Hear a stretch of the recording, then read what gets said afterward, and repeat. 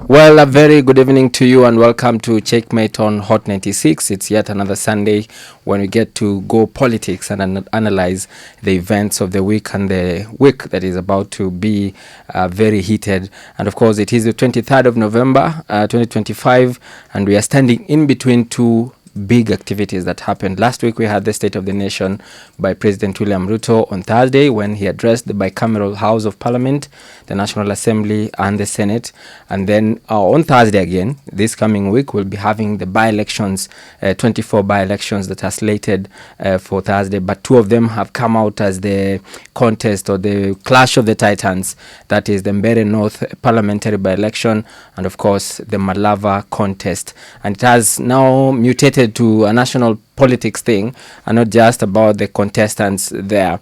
And that's why we have in studio today Dr. Barak Muluka, who is a communication advisor and also a PhD holder in political science, Daktari. And then on the other side, we also have Suba Churchill, a political analyst who is also here to help us with his wisdom and, of course, the knowledge of the political landscape in Kenya. And, of course, this is Checkmate on Hot 96. My name is Emmanuel To, and we just want to start with last week. It's been about 2-3 days ago when President William Ruto promised to take Kenya into the first world league in the next 10 years or so. Those are good external indicators. To move this country to the first world status, and which is a good thing His Excellency the President is thinking about, you must begin by talking about the people, how you are going to change them. And it is not possible to change this country to a first world status within the next 10 years, not even within the next 20 years, because there are certain things that we have got to drop and certain things that we have got to embrace. And they are very simple things, but very difficult things to do. Some of them are not even things that are going to cost $1 trillion Kenya shillings, not even $500 billion, perhaps not even $1 billion, but there are things which must be done. What is this, the one thing that needs to be changed? That, for example, we respect something called time, discipline. That when we see the red light, we stop. That if we are riding on a border, we wear helmets, we come from the right direction, we carry the right number of passengers. That if we are talking about infrastructure, we are going to develop that infrastructure without taking bribes. That we are not going to budget so that we can steal funds. That we respect the education fraternity and the teachers, that they are going to impart not just skills but attitudes. That there are things we would feel ashamed to do regardless that people know about them or not. That we will not appoint into any office in the country a person who bears questionable behavior, conduct, especially in matters of integrity. That we are not going to allow sewage to flow in the streets of Nairobi, for example. That the governor of Nairobi will not ask the county assembly to approve a budget to borrow money from an unknown source, an unknown amount of money with unknown terms of borrowing. They are very basic things that we must deal with first. Individually and collectively. Okay. Before we can even start talking about first. That in the church you will not go and sit in front because you are a politician who has brought money that is going to bribe the people in the church. That in hospitals medicines will not be stolen and be taken to private individual clinics. There are functional, cultural, attitudinal things that we must address first before we talk about that journey. All right, Prof. Should I call you Prof now? No, You're not there. I'm not a professor, Mhm. and that is one of the attitudinal things that we are talking about. That if you are not a professor, do not go to the radio TV station and start calling yourself a professor, because you are not one. Are there some who have tried to do that? There are very many all Yeah. over the place. They are proliferating. There are people who are buying university papers and degrees, and they do not hesitate Yeah. to tell you that they have PhDs, that they are doctors of philosophy, when we know very well that They are they are not. Yes. That they are things that we know they are not. A fellow with a D plus at a school certificate will tell you that he has been to the University of Kampala and he has received a degree. Another one will tell you that he first got a master's degree, and after that he got a bachelor's degree, and then also got a diploma. And that kind of person is appointed to serve in the cabinet. We've got to move away fast from those kinds of things before we can even start dreaming about first world. And finally, this entire generation has got to get out of the way, including you and myself, before this country can go to the first world status. We have learned the wrong things, embraced the wrong things, and do the wrong things. We are like the children of Israel in the Bible, who are told that this generation must first be wiped out of the way before we can get to the promised land. All right. If you look at the Constitution in Article 2 or 3, that speaks to the formula for revenue sharing and distribution between the two levels of government. It speaks to the national interest, and some of the things that the president highlighted in his State of the Nation address allude to what may be classified as the national interest. Over and above the national interest, the Constitution says that revenue sharing will be based on, of course, the national interest as the first priority or criterion, then followed by foreign debts. But number 3 is about the manifesto of the coalition in government. And so I think just like any other leader wishing to see our lot improve, the president, rallied us through his national State of the Nation address. As to whether they are achievable, I want to, agree with my colleague Barack Moloka that whereas, these things are achievable, and we can attain the same, level of development in the period of time targeted as Singapore, Malaysia, and others, Taiwan, and the rest, the Asian tigers. We lack the discipline, not just as leadership, but also as a people. Leaders are a reflection of what we are. When we get a chance to elect, like, a number of constituencies and wards are going to have an opportunity to elect, they will get a second chance to elect before the main elections in 2027. On what basis do they elect? On what basis do they decide that it is this candidate and not that? And so once we make choices in elections, we must learn to live with the consequences of those choices. I was very, very also impressed that, not immediately after the president's address, there was a finding by some opinion polling that young people, almost over 65%, 7 out of 10. 7 out of 10, Yeah. are going to participate in the 2027 election. That for me is encouraging. What we need to tell the Gen Zs from the onset is that it is not enough to commit to participate in the elections. It takes more than participating in the elections to get what you want or what politicians promise. Yes. You must constantly keep an eye. You must remain vigilant. You must hold them to account, and you must do everything it takes to make sure that they deliver. on those, Correct. pledges. So I want to say that yes, the president encouraged us to dream big. In fact, if you look at his statement towards the end, it was a fairly long statement, 30 pages, 163 paragraphs. Yeah, took more than an hour to do exactly. it. Yeah. And in the 162nd paragraph, he acknowledges that, we must not be cynical, that because the other leaderships and generations have not achieved it.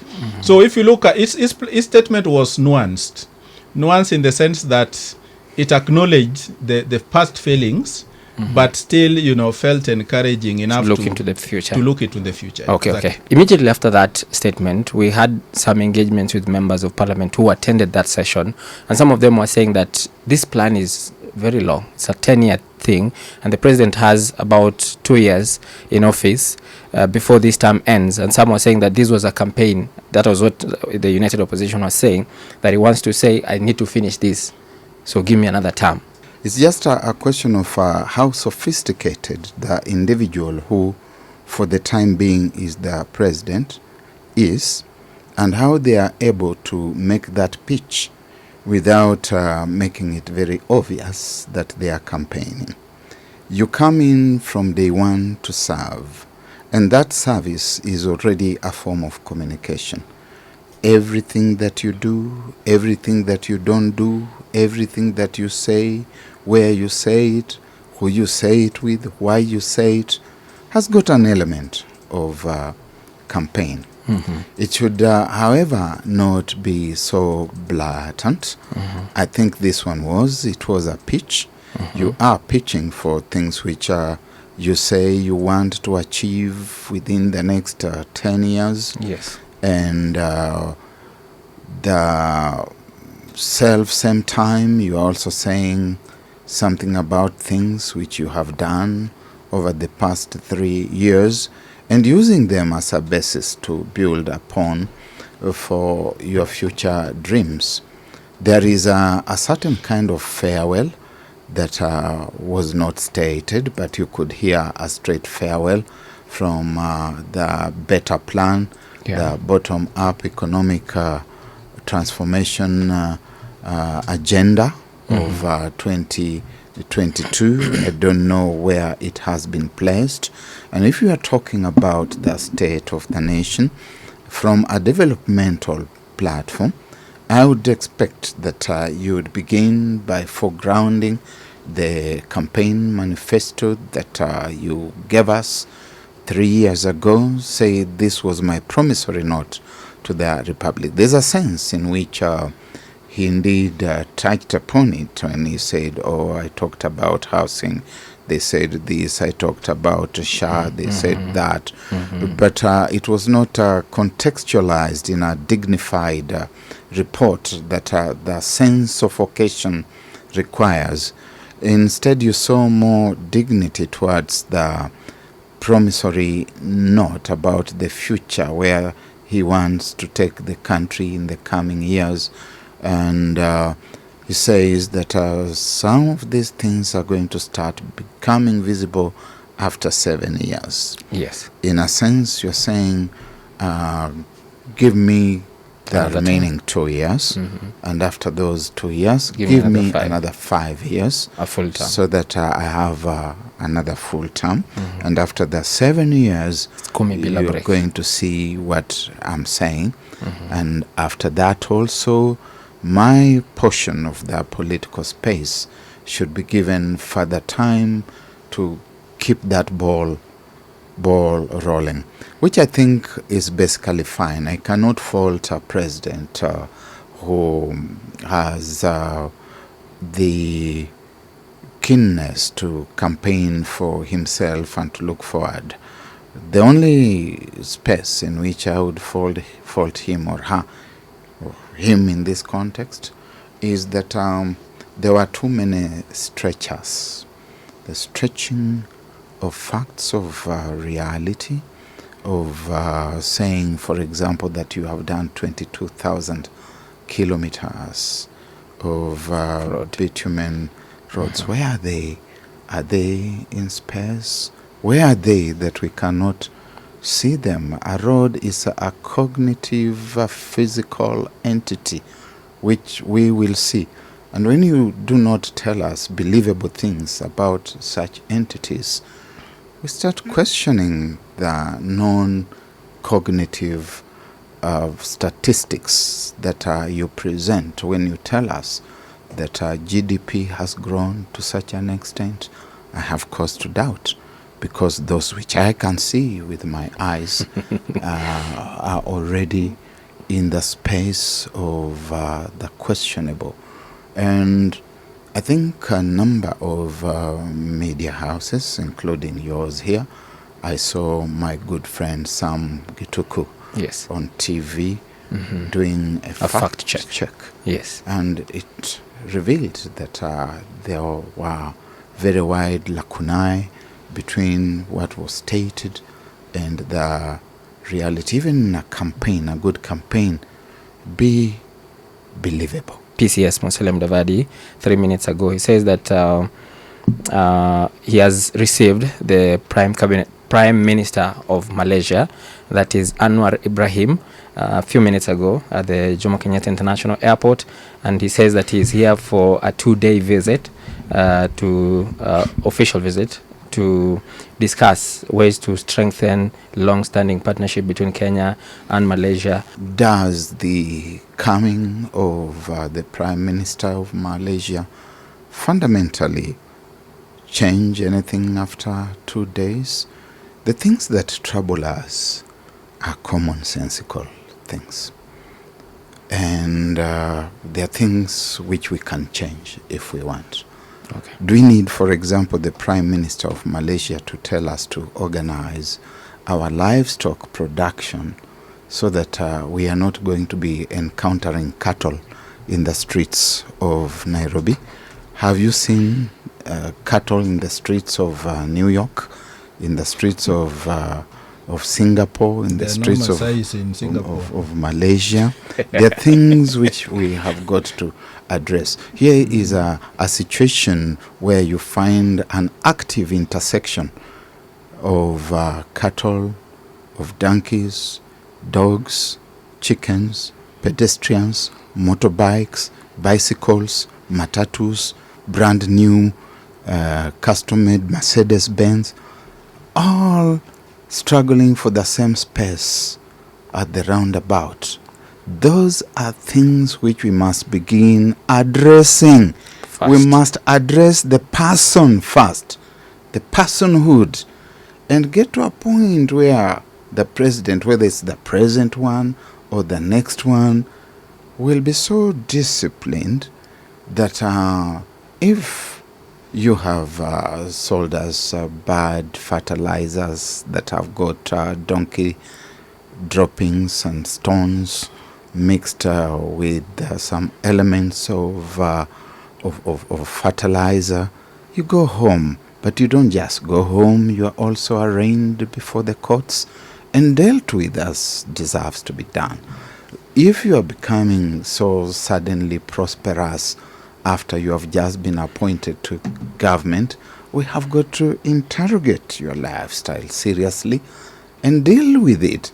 Those are the things that are going to make us a first world country. Otherwise, we have had a visit here by President Obama of the United States of America. Yes. His other officials, not necessarily his, but from the United States of America, which we are told is easily the most developed country in the world. They've been here. The German Chancellor has been here. The Italian Prime Minister has been here. The Israeli Prime Minister has been here. There have been so many high-level people visiting our country. So we have got to get serious. It's got to be the software in us. The software in the people of Kenya, the psyche. If we move away from that place where there was a survey that indicated that young people, whom we today call millennials, were given the opportunity to steal from the employer, they would steal.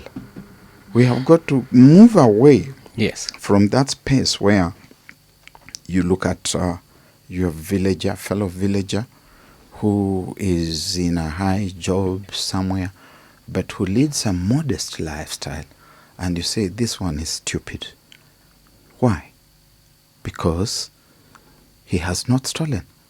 We must move from that space where, when we have elections such as the by-elections that we have, people are queuing to receive money so that they can vote. The first world must come into our psyche, into our collective national mind before it can. Otherwise, you can assemble here all the presidents from all the developed countries and the prime ministers and their entire cabinets. And when they go away, you'll still be where you are. Super. I want us to move to where Dr. has just hinted, the by-elections. Yeah. We're expecting to have a very heated week. Tomorrow the by-elections campaigns end. And then we get into that phase of election now, which is on Thursday. Yes. We have 24 of them coming up. Why is Mbeere North and Malava the battle is a do-or-die situation? Why is it so? Those two constituencies that, in my view, out of the 24, that lie in regions where both broad-based and the opposition almost have equal strengths. And it's going to be a litmus test, particularly in Mbeere North, because Mbeere North lies in the larger Mount Kenya region, where the immediate former deputy president has staked a claim as the kingpin. And so the by-election is being used. And I want to believe that in deciding to appoint the immediate former MP for the area, Honeburuku, it was a deliberate thing to test the waters. I think the regime did it deliberate to test the waters and see whether, whether we can run away with a chunk of votes from the region. And so it's going to be a do or die for either side. But from the look of things and the allegations and counter-allegations, we have seen claims by, for example, the chairperson of UDA, Honorable Cecily Mbeere, who happens to have been my vice chair in the students' government union then, saying that, this is how the united opposition is planning to cause chaos. And they are so graphical about those explanations. The chair of DP, who under whose party, Karish, who is the candidate of the united opposition, is running, also wrote a complaint to the IBC. Again, very graphical, describing things as if they have already happened. We want to believe that the IBC will be seized of those concerns, investigate and ensure that, in the end, everybody, every willing adult and voting suffrage is allowed to the polling station to cast their ballot, and some of those things are stemmed up, if at all they are real. Okay. The same is with the Malava, where interesting dynamics are emerging. That Malava, first of all, lies in Kakamega County. Yes. Where, of course, the deputy party leader, the governor himself is an ODM stalwart. ODM had this gentlemanly agreement with the UDA that they'll not field a candidate. In any case, the holder of the seat that is now vacant was allied to the Kenya Kwanza, was elected on an ANC ticket that has since merged. That has since merged with UDA. So to avoid, friendly fire, the two parties seem to have agreed that, we are not fielding a candidate. So you'd expect, naturally, the governor to be, supporting the UDA candidate, which is what is happening. Now, the interesting bit is that the deputy governor of Kakamega County, who is the deputy party leader of DAP, that is part of the united opposition, has broke ranks with the united opposition and gone against the grain and is campaigning for the UDA candidate. Correct. On the other side again, the senator for Kakamega County was elected Honorable Boni Aluale, who is a majority whip Yes. in the For Senate. the majority party. Yes, Yeah. is campaigning against His his candidate. party's candidate for the united opposition. So there are all manner of dynamics in Malava, and therefore creating a lot of confusion and lack of clarity as to which way it will go. Okay. However, we want to believe that, everybody will get an equal opportunity. We saw some attempts to disrupt, campaign meetings. That should be discouraged. We need, as citizens, speak against that. Let everybody be given an equal opportunity to campaign. We have seen some levels of violence in Chwele. Yes, actually, And shots against- were fired. And Literally. against, and vandalism of property owned by certain members of parliament, Even in that are Kasipul. exactly, that are Yeah. perceived to be supporting some of those including the ward. You can see how hotly contested this by-election is.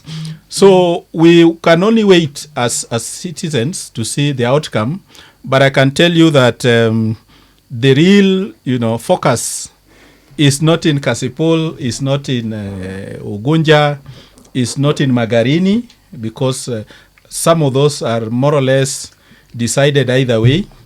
But the real focus will be not even in Malava as much as it is in Mbeere North. Correct.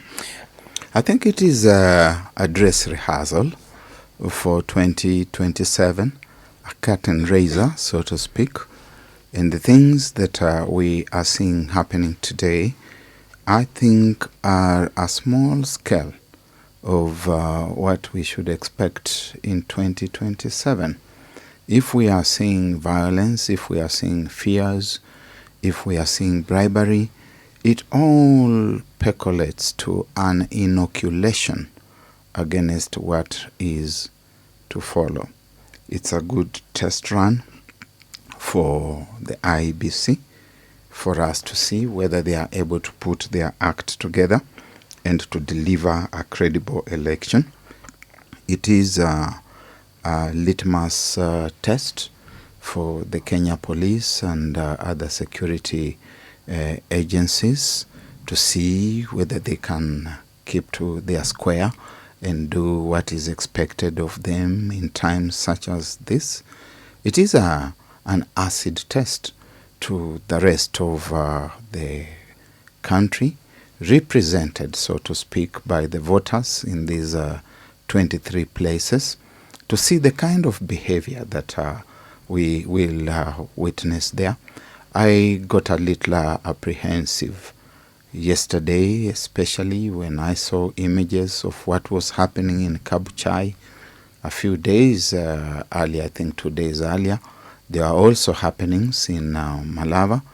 And I want to believe that we can avoid a Samia Suluhu situation in Kenya. Kenya is a tinderbox.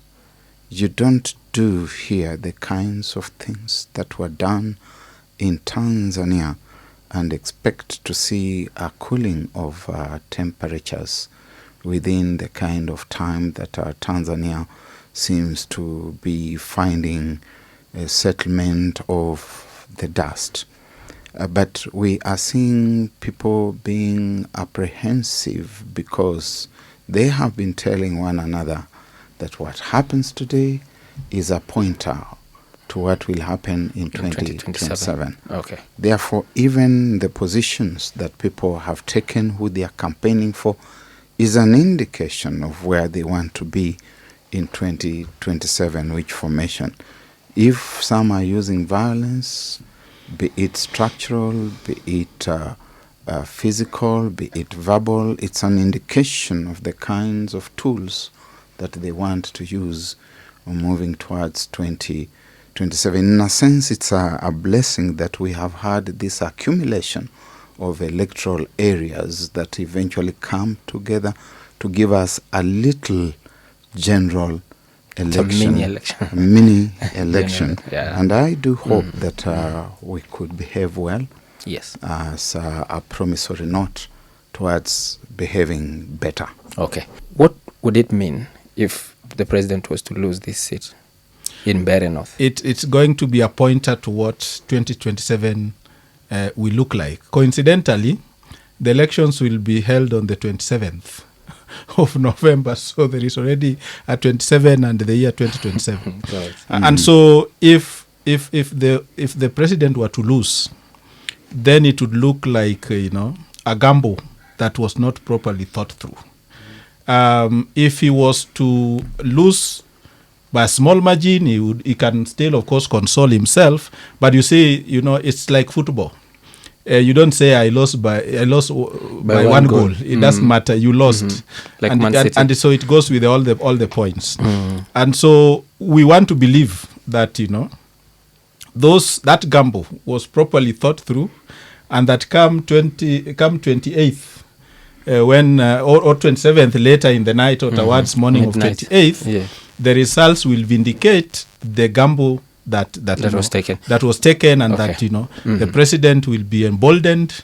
And of course, one of the other guys that you are not seeing in the picture is the deputy president. Correct. Because Professor Kindiki. It will demonstrate that it is not so much about the size of the dog in the fight as it is about the fight in the dog. Okay. Because the opposition has sought, they derisively call him, soprano and so on and so forth. Yeah. But if his soprano gets the votes to take, the UDA to victory, then he will have demonstrated that, irrespective of how small or big his voice is, he can deliver. And I think that for him is a big test, and he has come to there. There have been banters across the board. We have seen him declare himself the senior-most politician from the region. And of course, pointing it out that, his predecessor only served one term as MP, and therefore has no experience in politics compared to his tenure as senator, his deputy speaker, majority leader, and of course now CS for interior, and now deputy president. So we'll see whether all those will come to bear. If it goes the other way, of course, in fact, if the united opposition can just win Mbeere, then you will be seeing a more, robust Gachagua, priding himself as having delivered.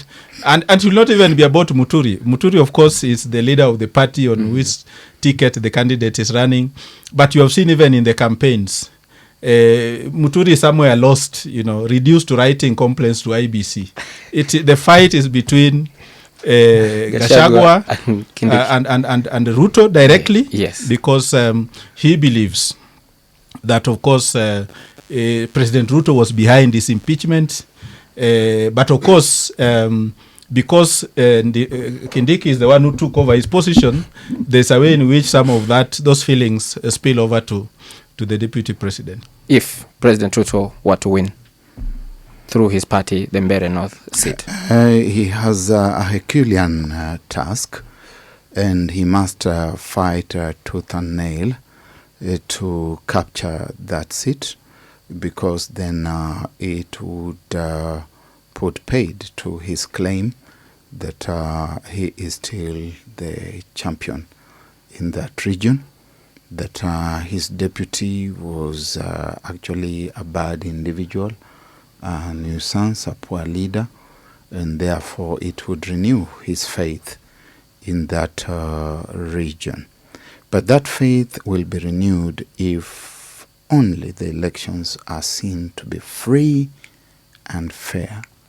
If we have intimidation, if we have disruption, and if it should especially be seen to be state-sponsored, if we should have voter treatment, bribery, in any of these places, then that feeling of triumph arrives besmirched.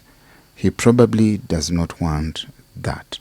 And so soprano, bass, alto, baritone, or whatever tenor one, tenor tenor it may be, is going to be very critical that the election is seen to be credible, to be free and fair, to be democratic.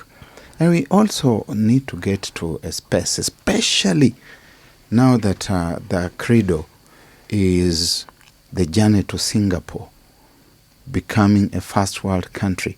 We must begin by demonstrating through things like elections that we can be credible, the same way those whom we aspire to look like are credible. Correct. What about the flip side of that? If Gachagua were to win it? The flip side of that is, of course, that then we would see a lot of gung-ho behavior, a lot of chest thumping from an emboldened opposition, which you can only expect that they would be thinking of rolling into a grand victory towards 2027. It would be more or less a repeat of the kind of scenario that we saw between the year 2005 and the year 2007, where in a referendum on the Constitution, the opposition, so to speak, defeated the sitting government of Mwai Kibaki. And there was therefore this machismo, this bravado, this triumphant kind of energy that rolled its way into 2007. We would have a repeat of that, and I would want to hope that it would not come with the same kind of machismo, because we know where that machismo landed us. And regardless, therefore, of who wins these elections, some level of humility is going to be important, whether it's the opposition in its united context, or whether it's going to be the broad-based government in its solidarity that wins. Kenyans would want to witness some level of humility in victory and level of embracing persuasion as we move towards 2027. Otherwise, this country must be feared for. We will come back to discuss this, but I'll not be surprised if UDA takes Mbeere North.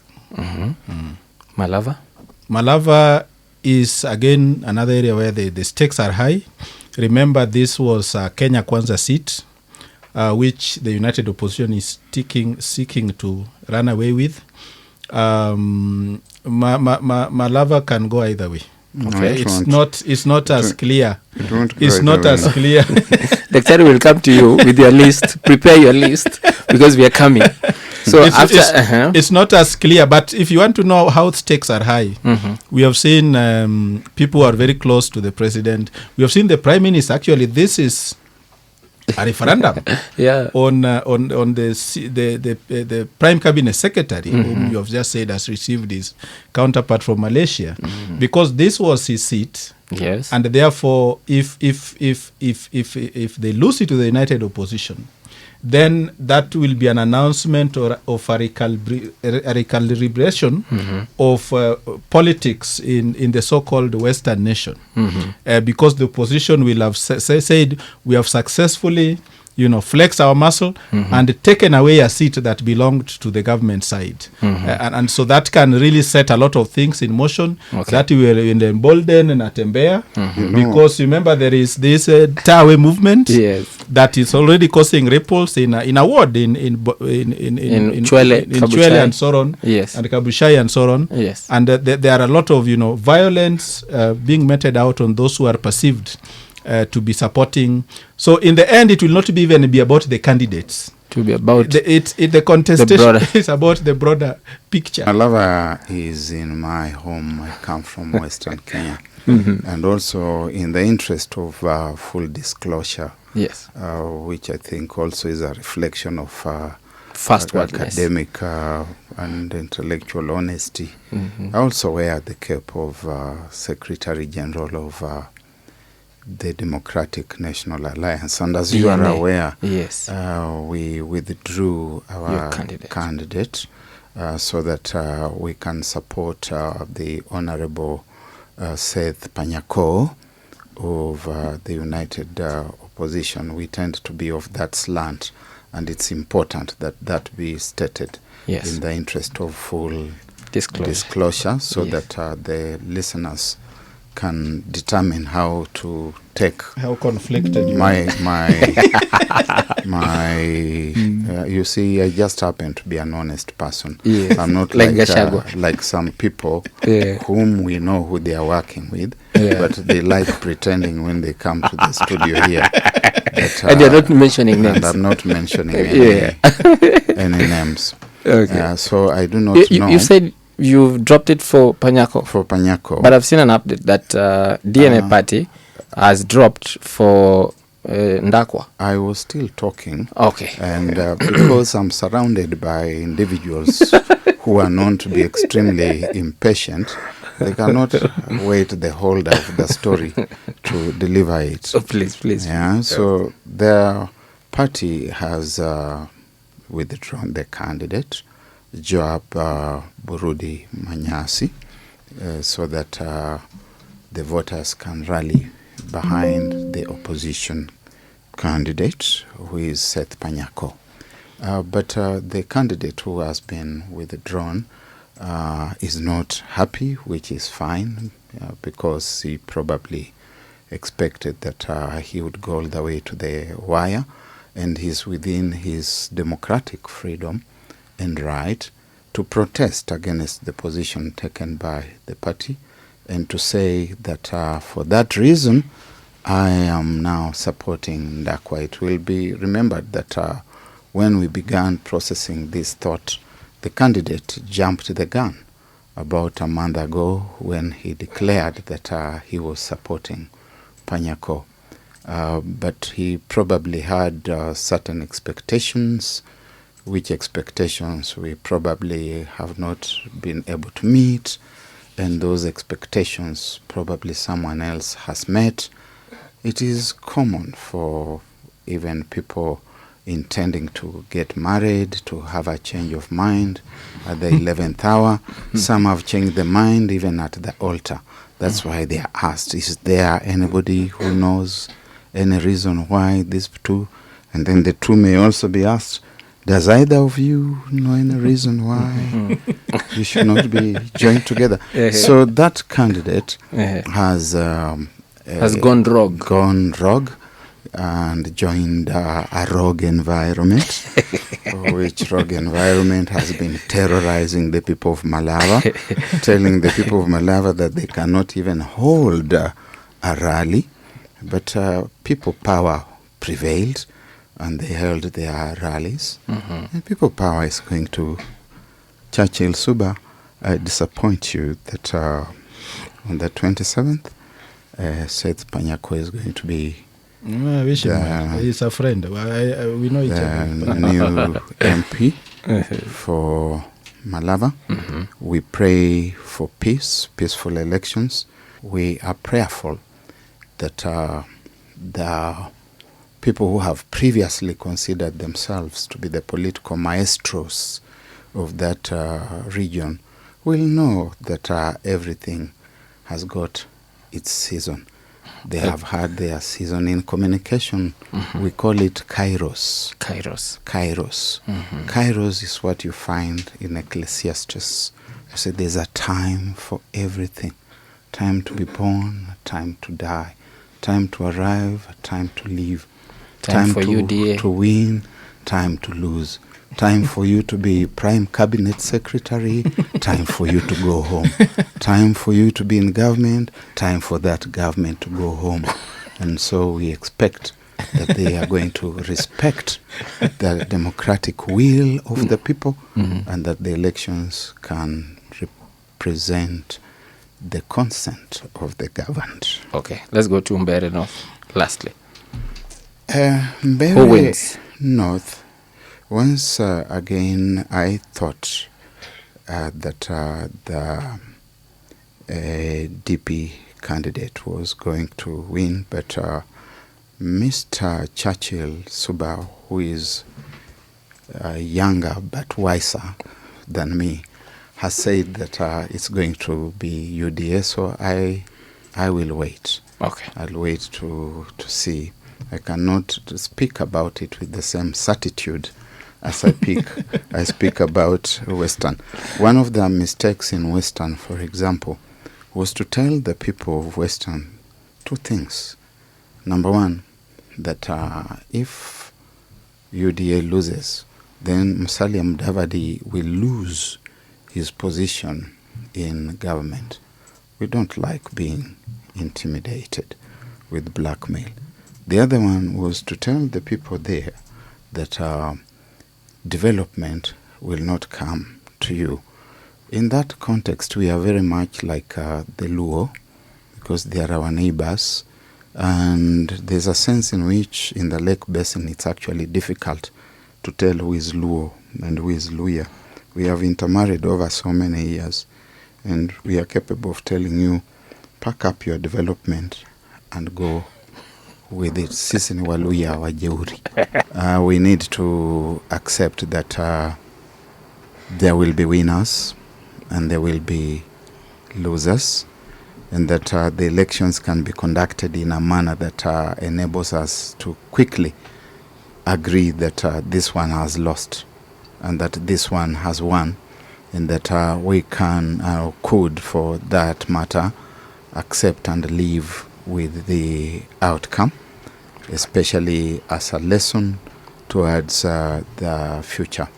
If we are talking about turning a new leaf and to take this country to the majestic heights of greatness that it correctly deserves, then we must begin by demonstrating behavior change.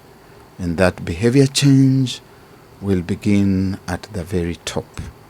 That we are going to have those who are at the very top leading by example, respecting the Constitution. I am embarrassed that Musalia Mudavadi goes down home to campaign. He is a cabinet minister. The Constitution says very clearly that they'll stay out of politics. The Speaker of the National Assembly goes down to the ground and not only campaigns but also utters threatening words. Supposing he gets into the National Assembly, somebody that he has campaigned against, how is he going to relate with this individual whom he didn't seem to like? I think sometimes common decency counts, even for those who are not able to embrace common decency. Mm-hmm. They should at least try or be seen to be trying.